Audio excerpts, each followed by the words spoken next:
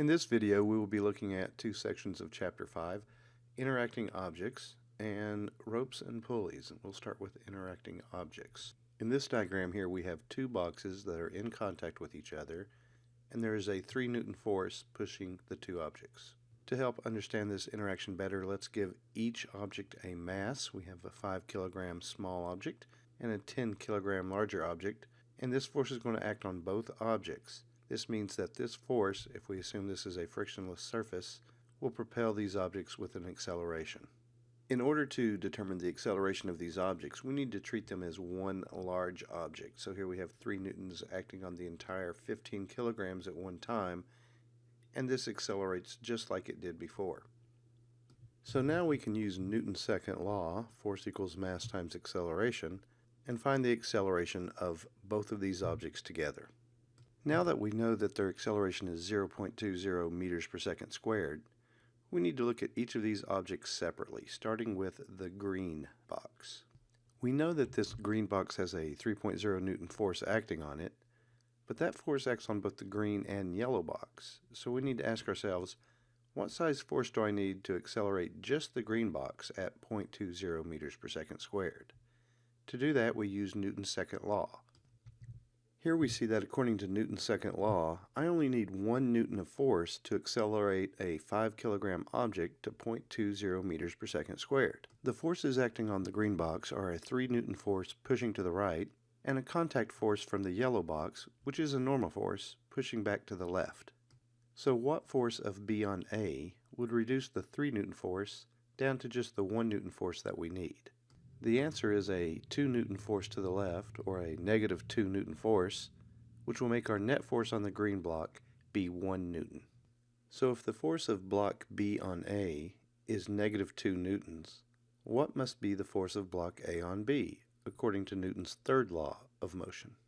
That force must be a positive 2 Newton force to the right. Now we are ready to look at just the yellow block. It has the 2 Newton force to the right that came from block A, and it has no other force on the left, so that is the only force acting on it.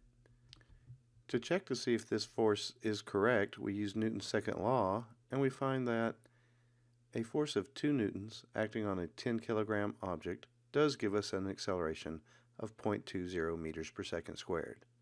So everything has worked out. Now let's look at a few examples of ropes and pulleys and how forces act through those. Starting with ropes, we see here an example of a box being pulled by a rope. Let's look at a force diagram for each of these separately. The force diagram for the box shows that it only has one force acting in the horizontal direction, and that is the tension of the rope. The rope, however, has two forces acting on it. The force of the box on the rope, which is the same as tension, and the force of the hand pulling it. As explained here, the tension and the force of the box on the rope are an action-reaction pair, and therefore they have the same magnitude but opposite directions. Looking at the net forces for the box and the rope, we see that the box has a net force of the tension, and so it will accelerate to the right, whereas the rope has a net force of 0 because there is the pull from the hand to the right, but then the box is also pulling back towards the left. Here we see some general guidelines for using ropes in physics problems. First off, the rope is massless. We don't include its mass in the equations. Second, that force that is transmitted through the rope is undiminished, so it's the same from one end to the other. And it's the same throughout the entire rope. So the force you pull on a rope is the tension of the rope. Now let's look at a quick example of a pulley.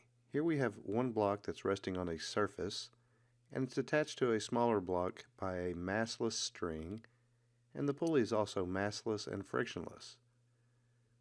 Notice that the tension in the string is the same on both sides of the pulley. That tension is transmitted evenly throughout the entire string. Here are 3 questions for you to think about, which we will discuss tomorrow in class. Each question is on the screen for only about 10 seconds. So pause between each question so you have time to read it and think about it. At the end of the video, be sure to answer the short quiz where I just ask you what period you belong to.